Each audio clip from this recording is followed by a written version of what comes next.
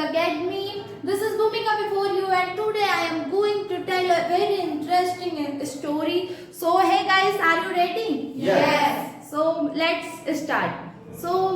Once upon a time there lived a strong elephant in the forest. Every day he would walk with big footsteps, stamping the engine.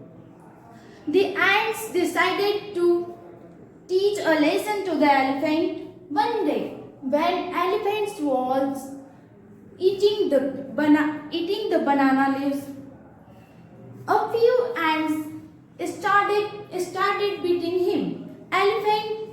Elephant was unable to bear the pain and it began trumped loudly.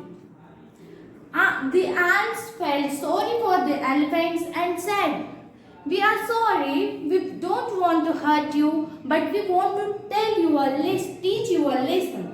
And elephant realized his mistake and said sorry for this.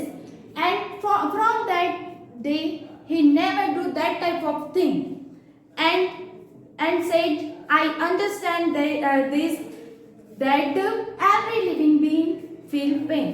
So guys, that is the story, and the moral of the story is that bigger is not always better. We should remember that every living being feel pain, and we should do our actions carefully. Thank you so much for listening me. So guys, thank you.